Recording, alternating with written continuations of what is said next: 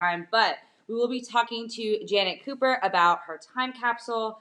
And our time capsulers truly come from all over the world, from social clubs, activists, schools, families, and towns. So we'll be exploring their motivations behind the creation of this time capsule, as well as the contents in it, time capsule records, their feature on the WorldCat, and talking about the future in which their time capsule will be opened in. So today I'm going to be talking to Janet Cooper, and I'm going to bring her on right now so we can hop right into it.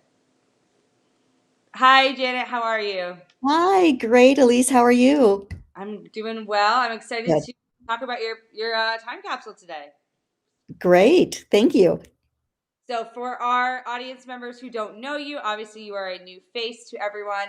Tell me a little bit about yourself so we can get a better idea of who you are. Great. So I'm Janet Cooper. I am in Central Ohio, in the Columbus metro area. I am the Director of Engagement for Dublin Arts Council. So Dublin Arts Council is a community arts organization based in a suburb of about 50,000 people. Our mission is to engage the community, cultivate creativity, and foster lifelong learning through the arts. Awesome. Awesome. Yes. So, the time capsule that you guys made, let's just hop right into that and tell me all about it, just the whole backstory. Oh, fantastic. So, in a very large sense, our time capsule was inspired by the pandemic and capturing those stories of the pandemic. So, before all of this began, our organization started really taking a look at art and wellness as a whole, and how does one influence the other, and how does creativity influence community wellness. And so, little did we know how very viable and important this track would be. So, as we were working through the pandemic, we encouraged people to remain creative and to remain engaged with their creative side, and really reinvented a complete batch of programming that ultimately culminated in a community exhibition of artwork called Artifacts, created at home. Oh, wow. And an offshoot of that particular project was a student-based project, which really was our time capsule. Yes. Yes, which is great. You are not a teacher, but we've had another time capsule on this series for elementary school down in Alabama. So we know that students were, very impacted by COVID. 2020 was a weird year for all of us, but especially them. So I loved the inclusion of the school. So tell me a little bit more about that for, the viewers who are brand new here. Oh, fantastic. So, arts education is a huge part of what we do, making the arts accessible to all. And through one of those, it's really taking our next generation of arts patrons and appreciators and working with them at the school level. So, we engaged, let's see, about six different schools, and at grade levels 3 through 5, and then one high school international baccalaureate program group. Altogether, about 500 students participated. And Wow. so we encouraged them to respond to a prompt, which was respond creatively in whatever medium you'd like to the prompt of what will you remember most about the pandemic. Oh, wow. And did you find that their responses were very diverse? Were you guys able to talk about them before they put them into the time capsule, or was it more private? Well, we did look at the contents before we sealed them up. The teachers who participated with us each had their own vision and worked with their students to realize those. And so we saw a huge diverse list of different things. We also worked with community leaders and had them place their perspectives in as well. So we had I made a list of a few things. We had people who were like, I would like to see more of this and less of this. Or this is what I like and this is what I don't like. And you can imagine that more what is centered around sports and social activities, less was almost universally masks. Oh, really? Yes, yes. We had a really great, some of the high school artwork was very insightful. We had an artwork done around you are on mute. What? You are on mute, which of course, for those that were doing remote learning, was a Oh, common prompt because as the students would respond, they would forget that they were on mute. And I think that was a universal theme that may have hit students more so than it hit many of us. So I thought that was very interesting. We had song lyrics that were written. We wow. had a pandemic storybook from one classroom that was actually installed on a single long 20-foot plus sheet that was rolled up and added. We had letters to our future selves. We had photo collages, poetry, one really insightful and meaningful one about quarantine. We had a jigsaw puzzle of piecing the world back together. And then, from some of our adult community leaders, we had list poems, we had physical artifacts of masks and hand sanitizer and a few things along those lines. So it was, I think, a very diverse grouping of things. Yeah, wow. And was it purely physical, or did people put any digital items into the time capsules? This was a completely analog project. There were not digital things that were placed. We certainly would have welcomed that, but I think it's really interesting that no matter what the technology looks like when this is opened, this analog record will be preserved. Yeah, absolutely. And did you have to turn anyone away? Did you have guidelines for what you could allow into the time capsule and what you could not? From a content standpoint, no, we had no restrictions. We really wanted these to be authentic representations of what people wanted to include. Um, we had size restrictions, of course, Yes. but not from a content standpoint.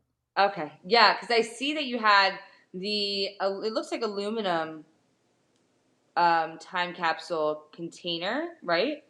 Actually, stainless steel. Oh, Were stainless. a stainless steel that really were advertised to us as um, anti-corrosive and designed to last for 200 years. Wow. Okay, great. Yes, because I was going to ask, if you guys did anything to prevent that physical rot that we see commonly happens with physical time capsules that you bury into the ground. There's a lot going on, a lot of water and all of that. So, how do you make sure that your items do not get destroyed? Exactly. So, the choice of the container, of course, was vitally important for this project. And as I mentioned, that stainless steel is really, was stated as being a best practice. So we opted to go with those. They are also considered waterproof. They've got silicone gaskets at both ends, and instructions even said rather than sealing them just in a circle, to kind of go across so that you would go sort of like 12 and 6 and Yeah. 3 and 9, so that when you tighten them down diagonally, they would make a really great seal. So we're confident that we did the best that we could to protect these contents. Yeah. And you said it was for 200 years, but your opening date is 2033, right? Correct. That coincides with the 50th anniversary of Dublin Arts Council. But I think it's also interesting that the families and the children at this point in these letters to their future selves will really potentially be around to reread those and to celebrate with us in the Yeah. 12 years and see where we've come. And so I think it's a shorter timeline maybe than a lot of projects, but I think, for our community, it was meaningful to address it this way. Yeah. No, I definitely think that was a good idea. I think that time capsules are truly two gifts in one. So you have, of course, the gift of making it and collaborating and doing whatever you want, putting it in, putting all your items into it, but also then opening it on that special date for that future celebration. So it'll be the 50th. So you guys are probably going to have an event where you open all of these time capsules, right? Correct. That's the plan. Absolutely. That's awesome. And, time capsules, they've long held fascination for people. So have you had any media interest with what you guys did in this community? We really did. Yes. I mean, we had a lot of interest in the ceremony itself. It was really wonderful that we live streamed it, and it was one of the first times that we live Wow. streamed it, and we didn't really know what community response would be. So if you think about media as being social media, absolutely, it was just delightful to find out that we had entire classrooms who at that point still couldn't gather in person with us, but tuning in to watch this, and Wow. great comments from the community. So social media, absolutely.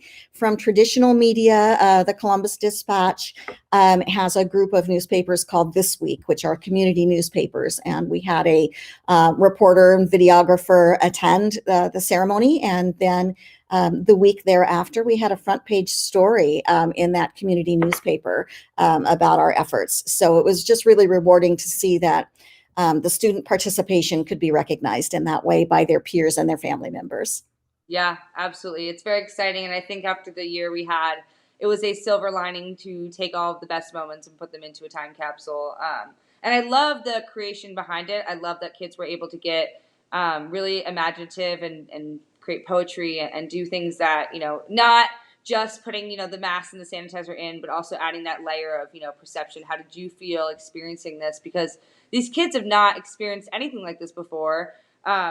Learning virtually, coming to school with shields and having to go home because there was a breakout. Like, we've been very on edge throughout this whole experience, but children, I think seeing it through the eyes of children is the most valuable thing that we can have. I agree completely. And, as I mentioned at the start, this was prompted by our art and wellness project. And the idea that creative expression can really reveal emotions and can be an outlet for those and start in the healing, I think probably prompted emotional response. I hope prompted conversations and, hopefully will help in the healing and the community cohesiveness, while we're all facing these challenges. Yeah, definitely. I think that just creating this time capsule is a great way to start that healing process. That was our last guest, Joel. He said kind of the same thing. He had students from internationally who contributed, and they all had their own, ways of experiencing the pandemic, especially when you're, it's very different for someone in Ohio versus like Singapore, how but I think across the board, it remains the same that all of us took something away from this, and you're putting it into a time capsule, being able to revisit it in 2030 or 2033, and then, have that genuine conversation of, I can't believe that was our life, and who knows what will be in 2033. But when you guys did bury these time capsules, I know physical time capsules are most commonly lost or forgotten about. Sometimes they're even stolen. So how are you guys ensuring that yours is not forgotten and that your descendants will actually find that time capsule? I know it's not too long, but just to make sure you're all organized. Well, absolutely. I mean, I think one of the really important things that we did was create a digitized record. And we did that primarily in two different ways. One, and probably most importantly, is the International Time Capsule Society, and getting us registered there. I think that's a wonderful thing to do. The other thing that we did is created a page on our website, knowing that will be passed from staff member to staff member, and over just these 12 years, it should be that the technology will remain at least close enough to the same or be upgraded at the time we upgrade everything, and this would be part of it. The time capsule is on our property, which is gated, which should help us a great deal with potential theft, which we don't necessarily anticipate. And then, of course, we have a really lovely plaque that we've placed to just remind us exactly where it is. Yes, perfect. And I have that pulled up on your website. So for those of you who are listening, I'm going to be going onto their website and looking at this. But I have to ask, do you think, through your experience, that time capsules are a useful way of preserving history or a better way of preserving, our own individual perceptions of history? 'Cause I Oh, know, I right? Yeah, I mean, I think the most impactful archaeological finds are those that tell a story, a personal story. And if they're told in first person by the person themselves, one knows that they weren't edited or they weren't seen through someone else's lens who might interpret those messages. So I think these personal stories are just the very most authentic and important part of preserving history. That's just a personal opinion, but I hope that those who see these down the road are going to feel the same way, that, these stories of these students during this time, it's different if an adult is telling the story about the student experience than it is if the student is telling the story themselves. Yeah, absolutely. I definitely agree. I'm going to pull up the website just so that you can see it. I don't know if you've seen the World Cat. So can you see the World Cat record right now? I sure can. Okay, so for everyone listening, we're going to show Janet just how easy it is to find the Dublin Community Time Capsule record on the WorldCat. You just type it in, it will come up as a library record, and this is, downloadable archival material. It tells you exactly where it is, and it also says the summary that you guys wrote up. Now, when you say view online, it brings you to that Not Forgotten digital library, and it has the entire purpose of why it's there. Now, you guys wrote quite a bit, so I think that when you make it, when you full screen it, it looks a little bit different, but it just has your time capsule registration certificate, which is the most important thing, and the opening date, of course. Mm-hmm. Now, Perfect.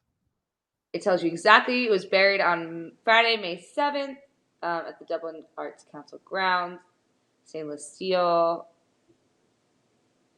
So it gives you all the information that you will need. And then you've also said the contents of the time capsule so that everyone can see it, obviously, without opening it themselves. Now, I Perfect. want to also bring up your website because here it is. Now, the Dublin Arts, I have this one open as well. Your time capsule. Perfect. So tell me about this photo. Just walk me through the steps. Yeah, I would like to know the whole story. Okay, so this particular photo that you're looking at the top of the page was a staged photo. We we found a very similar piece of line art that we were going to use to promote the time capsule to the students and this to the schools and to our community friends. And so the name Ava Morgan that you saw on the registration, that's Ava's hands and Ava's arms. And we had some rain at the Arts Council and nice soft dirt. So we staged a photo and used this for promotion.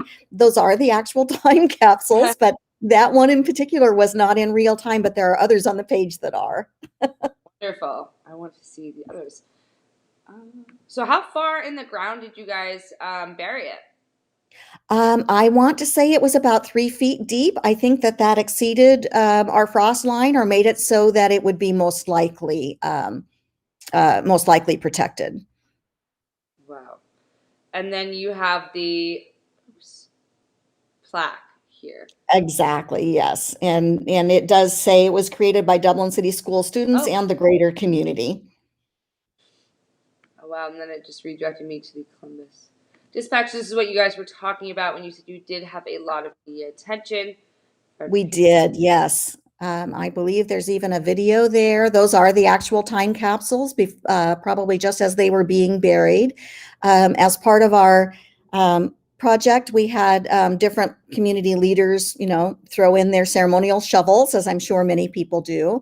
But because we're an arts organization, we also had some phenomenal artistic performance as part of this. We had Ohio's first poet laureate, who at the time of his induction was a Dublin resident. And he joined us and did a fantastic reading of a poem that he created about Dublin as home. That is on the video that's on our website. We also had a fantastic harp performance by a local harpist who is in the video on mask. And you can find the time capsule under community, I believe, and time capsule right there, the second one down. Perfect. So if anyone wants to look at it, it's dublinarts.org. You go onto community and you'll see the time capsule beneath that tab. Mm-hmm. Now, how many time capsules did you guys have as a total? I know there are quite a few schools. So how many did that come out to? One per school? We ended up with 7 time capsules. We gave each school one, and then we had one for the Dublin Arts Council staff, and then another one for our community leaders, such as our city council members, leaders of things like our historical society, our Chamber of Commerce, and those type of community leaders. Wow. And what did you learn through creating this? I know that this is a long process for some people. Did it take you guys a very long time to get it organized? things like that. I know doing your own individual time capsule is one thing, but doing a big scale project like this is another. We seemed to be operating sort of in hyperdrive throughout this whole process, throughout the entire pandemic. And I think this project was not much different necessarily. We worked with students primarily in the spring semester, so started it soon after the beginning of the year in 2021, and had all the information and material in, a couple of weeks before our ceremony in May of that same year.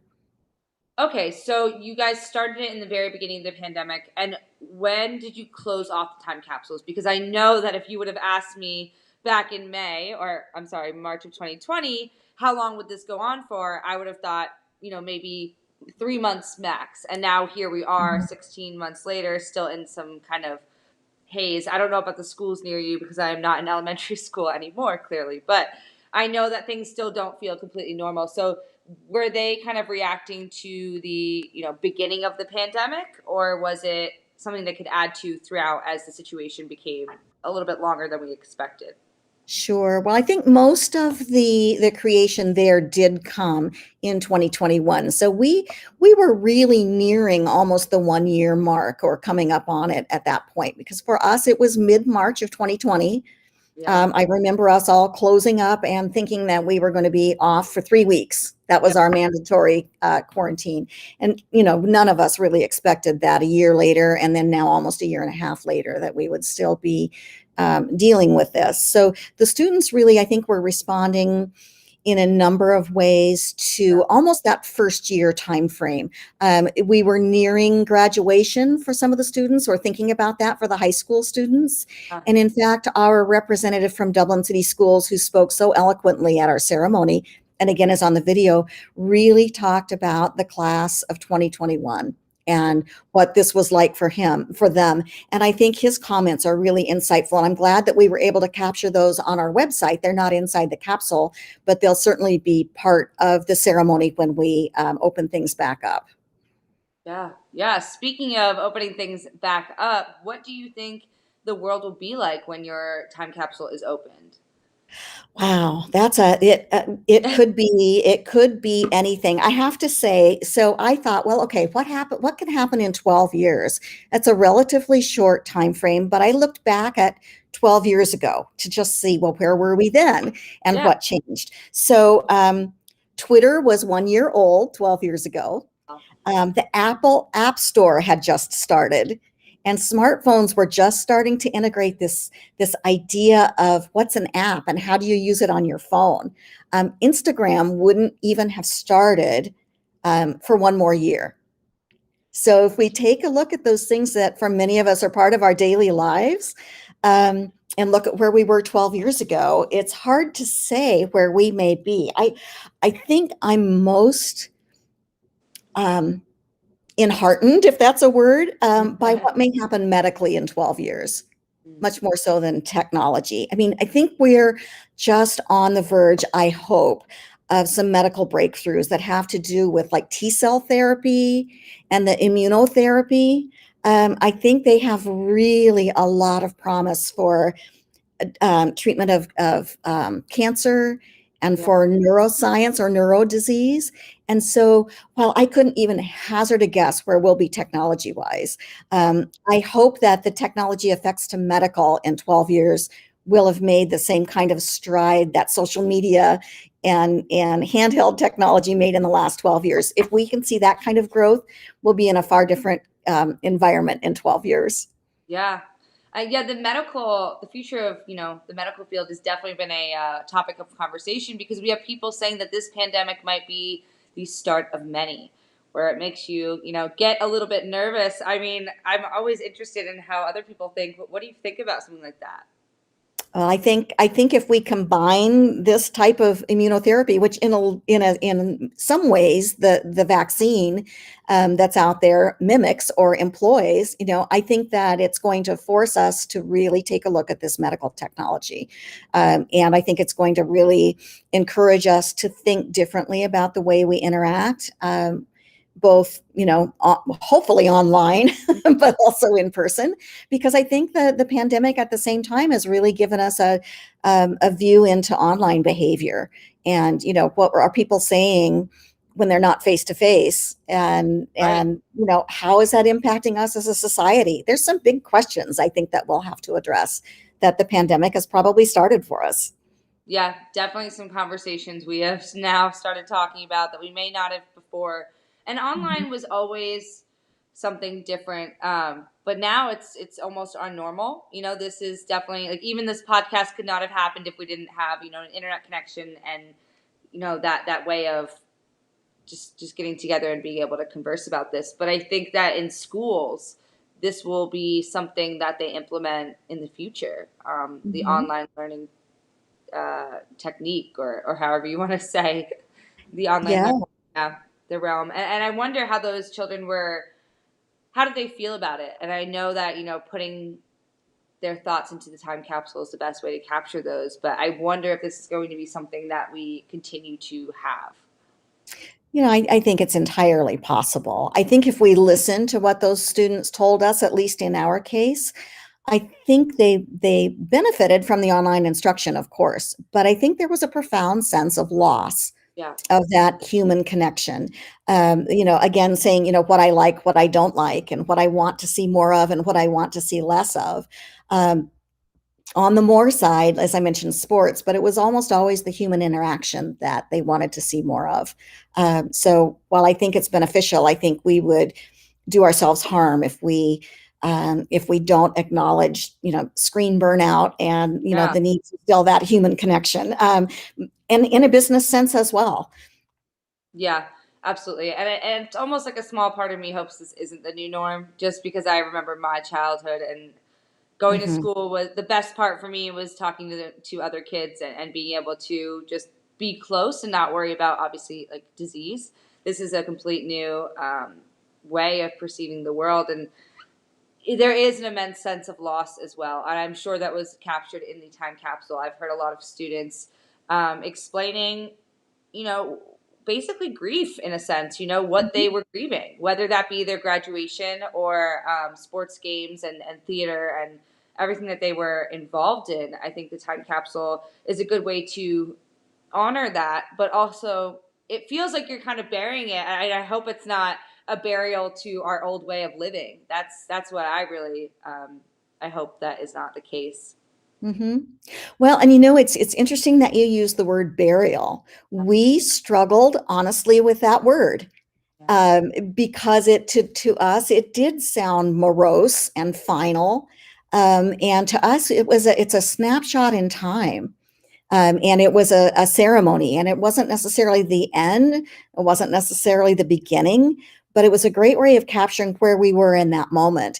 And it's interesting that you use that word, Elyse, because we struggled with the word burial. We Yeah. called it a ceremony, or a dedication, and instead of calling it a burial, where physically, yes, we buried something, but we didn't really see the effort as a burial. It's very interesting that you said that.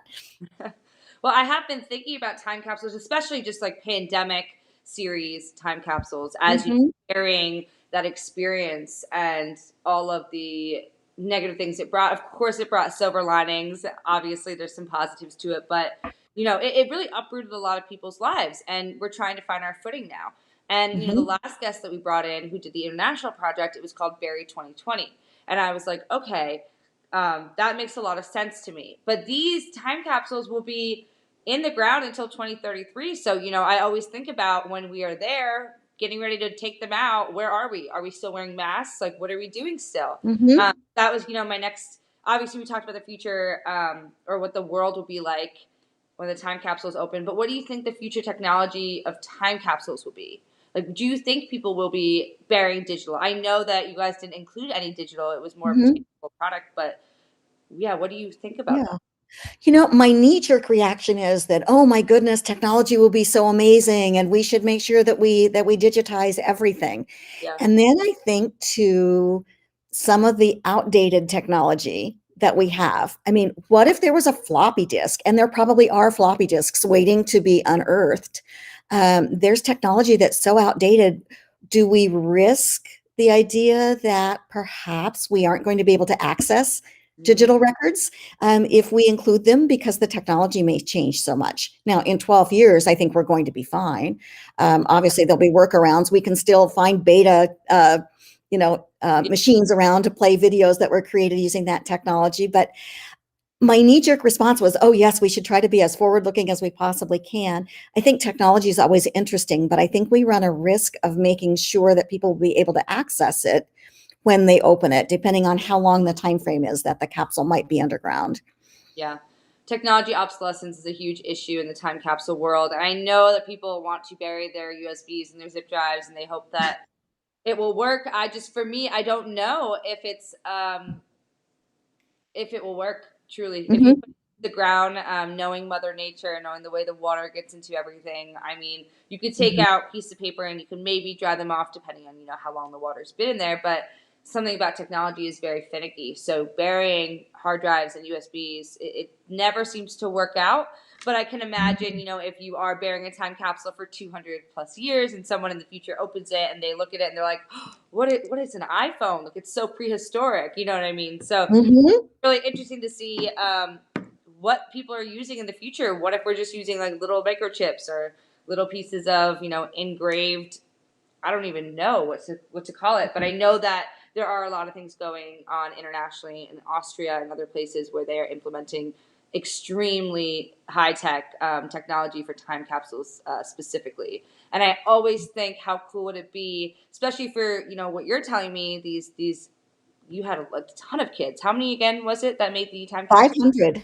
500, yes. So 500 children, I mean, for them to sit across the camera and talk to their future selves instead of writing a letter, there's something, magical about being able to open up that video in the future. It almost seems, fictional. I would agree. I would agree. I think it's fantastic. Now we did capture some stills, but the videos and hearing those small voices and seeing them moving and interacting with the camera is something they've been doing over this past year, as we all know. And it would be nice to capture some of those videos for sure. Yeah, yeah. But I think just, doing it in general is a wonderful way for reflection. I wish more schools had done it. Why did you guys, I mean, what was the origin of thought with that? What made you guys think that you should do this time capsule? Just the pandemic itself, or was it something that you'd wanted to do before? Because I know people have been creating time capsules for hundreds of years, but now, of course, we've seen an increase in them. Sure. So I would have to say that I think this may be the first, that this is the first time capsule that our organization has done, and we're almost 40 years old. Yeah, So I think the pandemic response is really what motivated us. As I mentioned, the art and wellness program that we were doing, we do a lot outside of our building with our programming. And we do public art projects. We did a kindness rock garden. yeah, We instituted art boxes that are a little bit like little libraries that are deploying art supplies and materials out there. And the community feedback that we received from people of all ages. We did a public art um, connect quest where we asked people to do things, but also to respond with writing and drawing and doing all of these types of things. And we just found that this creative community response really struck a note with people during the pandemic.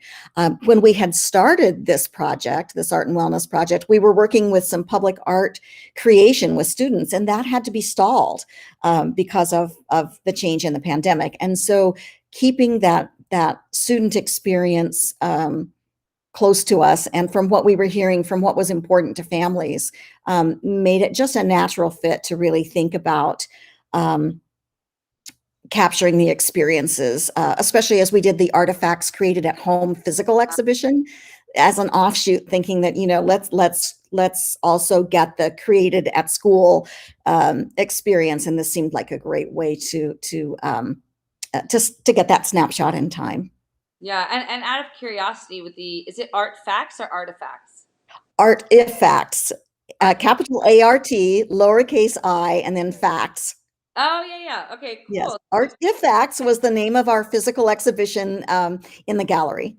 And are you able to view that on your website at all? Just out of You, curiosity. yes, you sure can. If you go to just to the home page and find the little search button and put in artifacts. We do archive our old exhibitions, and we have a digital record of that as well, just sort of a little walkthrough of the different areas of the gallery. We had more than 150 different community members of all ages who contributed artwork for that exhibition. Wow. And it was both inside and outside the gallery. We had bubble tents outside with different types of projects in them and different ways for people to interact. We had one student group that did a very impactful augmented reality experience inside a bubble tent. And so it was very, very intriguing and interesting and very popular. Yeah, that's wonderful. And I'd like to link that on this podcast episode. So on the right, when I search it up, how do I spell that? ART. ART. FACTS. Artifacts. Oh, got it. Perfect. Cool. Awesome. All right. So since you are, an art council, I think you're the first one that we've had on this podcast series. So for anyone else who's listening, any advice at all that you'd want to give for them if they're excited about potentially making a time capsule of their own or doing some sort of initiative similar to this? Sure. I think that, making sure that you'll have a passing of the record from one person to the next, so that, as you mentioned, that the time capsule isn't lost and that the intent behind it is preserved and celebrated at the time that you unearth it, I think is very, very important. I think in our case, we did sort of start with an overall prompt so that our time capsules were thematic. So I think deciding, do you want this to be thematic or do you want it to be all over the place? Yeah. As a communicator, I would probably say, think about your audience, think about the message, but make sure that the people who are creating for your time capsule really have sort of an open book in terms of what they can contribute. Again, within the restrictions of size, do your homework about the right vessel, and really make sure that the project belongs to the people who insert material in it more so than the organization that organizes it. Yeah, absolutely. I agree. And is this going to be something you guys implement in the future? Maybe a tradition that you start to do? It got so much praise and positive. Just so many people watched it and we're happy about that. So, do you think you'll continue this? I think it's very possible that we will. All of our community programming, really, the most impactful things are if we listen to members of the community, and if they tell us that they want to do something like this again, or based on the feedback, as you see, that really helps us inform future programming, and we do that across all platforms, everything that we do. And so that is a model of program development that we employ, and I think the response to this is no exception. Yeah. And I do want you to say, that fun fact about the World Cat, I think would be a great way to cap off the conversation. Absolutely. So we're based in Dublin, Ohio. It's a suburb of Columbus, so we're in central Ohio. One of our business neighbors, they're also another nonprofit, and actually one of our great supporters is Oclc, which is the Online Computer Library Center or Collaborative. I'm sorry, Oclc, but Oclc is worldwide, and they're based in Dublin. They're a wonderful partner, as I said, and they are the owner and hoster and developer of WorldCat. So they're right in our own backyard. Another fun fact, they also own the Dewey Decimal System. So the idea that we're hosted on WorldCat and know the people face to face that host that particular platform is a really nice little connection for us. Yeah, definitely. And I learned something new every day because I did not know that it was based out of Ohio, especially in Dublin. So. Right. And Elyse, when you had our profile up, I was looking at some of the programming subtext and I could see Oclc in it. Yes, yes, it's right there. I'm looking at it as well. Yes, Yeah, yep. OCL. Those are our great friends. They have a wonderful conference center on their campus Oh that they wow. allow us to use for our annual garden party fundraiser, which during the pandemic has also been virtual, but we look forward to getting back with them. They'll physically be hosting a very important event for us. Wow. Wow. I love that. Well, I'm glad that you are so, I'm glad that you guys have your own record now on this library, and it will be there for quite a long time. So no matter what, even after you guys open it, you'll be able to see that there was a record of this time capsule. And, has so you're able to kind of research it in the future, right? If schools want to talk about the pandemic and how students, felt about it and what you guys did in order to give them that platform to express themselves, they can pull up this record. Absolutely. And it would be my hope that when it is opened, we capture those responses, especially to put someone side by side and update our website Mhm. and our World Cat record with some of that content. Because our timeline's so short, I think we have the ability to do that. And I think that in itself will continue the time capsule as an archaeological or historical experience.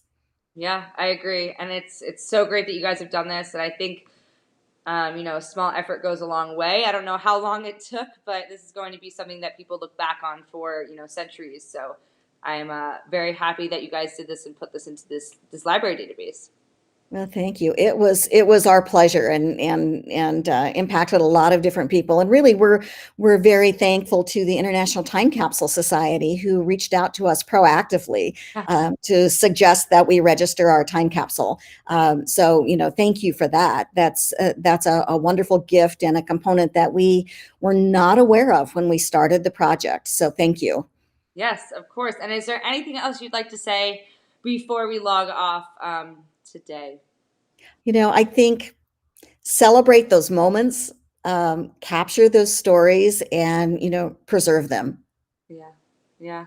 Well, thank you so much, Janet. It's been an absolute pleasure. I'm glad that we got the sound figured out, and I will include all of the links here for people to look at. But really appreciate you coming on here today, and I cannot wait for you guys to open this in 2033. Oh, thank you, Elyse. It's just been a real pleasure. Thank you for letting us share our story. Yes, of course. All right. Have a good one. Thank you. You too. Okay, guys, that was Janet Cooper of the Dublin Arts Center in Dublin, Ohio. So if you guys want to look at it, their website will be linked with everything that we've been talking about. But yes, great, great episode. And I think it's wonderful that students are able to capture how they felt going through this experience. So if you are interested at all, there's also a video of one of the students speaking on their website that you can view. So we will link all of that. But thank you so much for tuning in.